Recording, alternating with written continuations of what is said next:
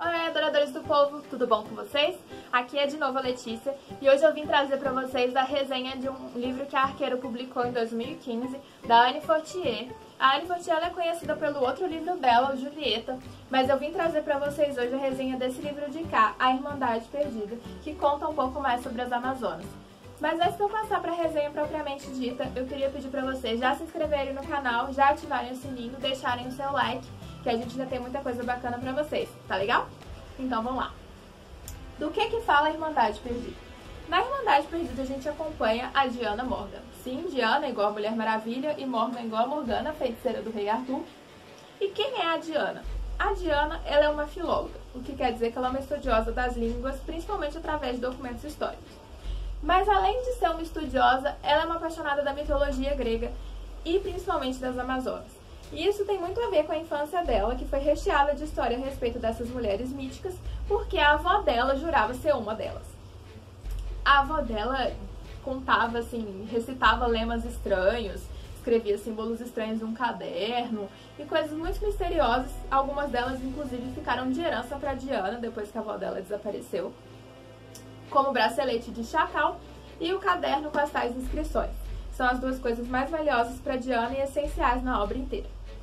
E a Diana, então, ela é basicamente uma estudiosa das línguas aficionada pelas Amazonas que insiste em levar isso para o meio acadêmico. E por insistir em tornar isso conhecimento acadêmico, ela é tida como chacota pela maioria das pessoas no meio dela. Mas isso não faz com que ela desista. Inclusive, é depois de uma dessas palestras dela a respeito dessas mulheres, que um homem estranho chamado John decide abordá-la com uma proposta um tanto quanto inusitada. Ela deveria partir, bem assim, praticamente imediatamente, para uma escavação onde tinha sido encontrada uma inscrição em uma língua misteriosa que a instituição que o John representava acreditava que a Diana poderia decifrar. Inicialmente a Diana fica assim, com 37 pés atrás, mesmo que ela só tenha 2, porque quem ofereceria uma missão assim do nada e principalmente pela quantidade de dinheiro exorbitante que eles oferecem para ela. Mas o problema é que o John tocou no assunto perigoso Amazonas. Falou a palavra secreta ferrou. A Diana vai ficar com aquilo encucado e vai decidir partir. É claro que ela, antes de decidir partir, tem que enfrentar assim, alguns revés, algumas coisas, como por exemplo o James, a paixão secreta dela, lutando para que ela não vá, insistindo na maluquice dessa situação toda, e a Catherine meio que desencorajando e encorajando a Catherine, que é a orientadora dela, né? Meio que encorajando e desencorajando ao mesmo tempo, assim, nas entrelinhas. Mas a Diana parte e já no avião ela descobre que o John tinha mentido pra ela. Por quê? O John disse que eles iam pra Amsterdã e na verdade eles estavam indo pra África, onde a escavação ficava. E quem ia acompanhá-la não era o John, nananina não, quem ia acompanhá-la era o misterioso e bastante mentiroso Nick Barham. O Nick é um cara assim, que eu não vou negar, que pela descrição é bastante atraente, mas ele também tem capacidade de ser bastante irritante. E é justamente essa parte irritante que vai aflorar logo que ele conhece a Diana.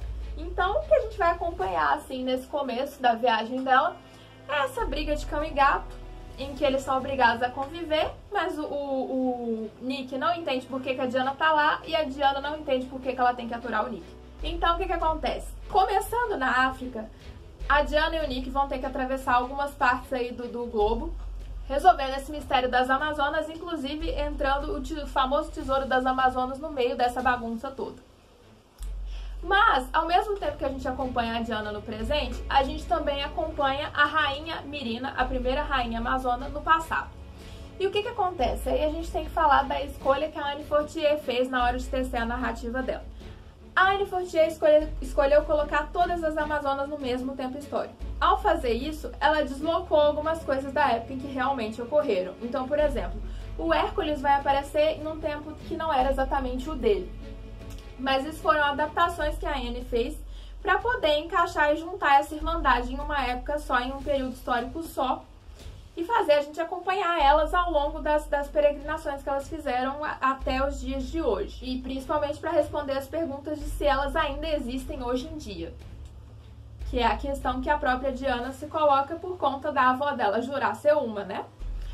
Então era bem importante responder se a avó dela era biruta ou se a avó dela tinha razão, e a Diana torcia pra avó dela não ser biruta porque é uma mulher fenomenal que a Diana amava demais. Nessa obra vai ficar apaixonado pela avó da Diana. Ela é meio doidinha, ela é muito forte, ela é muito determinada, ela é apaixonante. Assim como a própria Diana, que é uma protagonista da qual eu gostei muito, porque ela é uma protagonista forte. E com isso eu não quero dizer que ela vá assim, sei lá, do nada tá caminhando com o Nick e aparece um carro, ela levanta num braço só. Nada disso. Ela é forte porque ela é capaz de ser resiliente, ela é capaz de apanhar da vida e levantar de novo com 2 vezes mais força do que ela tinha antes. Ela é capaz de encarar as coisas e perseguir o que ela acredita, e principalmente a Diana não duvida de quem ela ama. Ela acredita em quem ela ama até o final, e isso é o que eu acho de mais louvável nela. Além de tudo, falando em pontos louváveis da obra, além da própria Diana, a parte mais louvável, eu acho, no que a Fortier criou foi essa questão forte da Irmandade das Amazonas, que inclusive dá nome ao livro. Por quê? Porque ela mostra que o que as mulheres têm de mais poderoso são umas às outras, e que não tem nada que pare as mulheres quando elas se unem. Justamente por isso ela decidiu juntar todas num tempo histórico, porque isso triplicou, quadruplicou, elevou exponencialmente a força dessas mulheres, porque elas estavam unidas, enfrentando as dificuldades, lutando contra os inimigos. É claro que existem outros elementos que aparecem ao longo da obra, por exemplo, a Mirina se apaixona, não vou contar por quem, isso aí vocês descobrem lendo. Ela é obrigada a escolher entre o amor e a irmandade, mas a outra questão é justamente essa, é que a Irmandade também é um amor. Então qual desses amores vai prevalecer e qual desses amores vai ser mais essencial para Mirina? Uma pergunta além dessa, se é essencial abrir mão de um para lutar pelo outro, e como é que isso pode ser feito, como é que a gente equilibra isso daí? Isso, inclusive, a gente acompanha, essa questão do amor, a gente acompanha ao longo de toda a história. Tem relação com a avó da Diana, tem relação com a própria Diana. Essa questão dos diferentes amores, os amores de irmão, os amores românticos, os amores em geral, assim, que a gente conhece ao longo da vida. Inclusive o próprio amor de avó e neta entre a avó da Diana e a Diana, que é um amor que ultrapassa as barreiras do tempo e ultrapassa as barreiras físicas, uma vez que, como eu tinha dito, a avó dela desapareceu na altura que o livro começa. Desapareceu, inclusive, em circunstâncias bastante misteriosas, como a gente já pode imaginar pelo tom da obra em si. Bom, o que mais que a gente pode destacar dessa obra? Uma coisa que vocês podem reparar é que ela não é exatamente uma obra curta. No entanto, a extensão dela não atrapalha. Tanto pela opção da autora de dividir entre passado e presente, então meio que a gente tem a oportunidade de acompanhar 2 histórias, então a gente nunca enjoa de nenhuma das duas, porque tá sempre indo e voltando de uma e outra.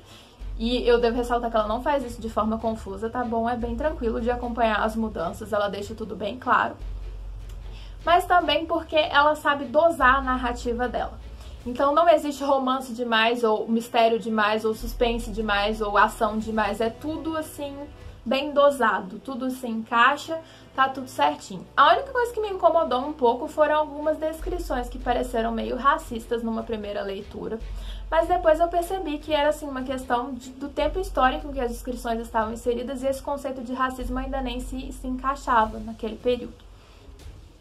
Mas de resto a leitura fluiu super bem, não ficou cansativa em momento nenhum. Eu adorei acompanhar a aventura das Amazonas, adorei conhecer essas mulheres extremamente power woman, extremamente fortes, que não precisavam de homem pra nada, exceto a reprodução. E também acompanhar como elas sabiam ser frágeis na situação em que isso era necessário, porque demonstrar fraqueza é também um tipo de força. E elas souberam fazer isso muito bem. A Fortier soube narrar isso muito bem. Então é isso, eu acho que é uma obra assim, que qualquer mulher que acredita no poder das mulheres que se unem deve ler e vai com certeza gostar muito. E também qualquer pessoa aficionada por mitologia grega, aficionada por mitologias em geral, que gosta de acompanhar essas narrativas que mesclam a história com as aventuras e mistério e mesclam tempos, é uma narrativa bastante rica e interessante de se acompanhar. Então é isso, se você gostou dessa resenha, novamente eu peço para deixar o seu like, se inscrever no canal e ativar o sininho. E é isso, até a próxima. Tchau, tchau!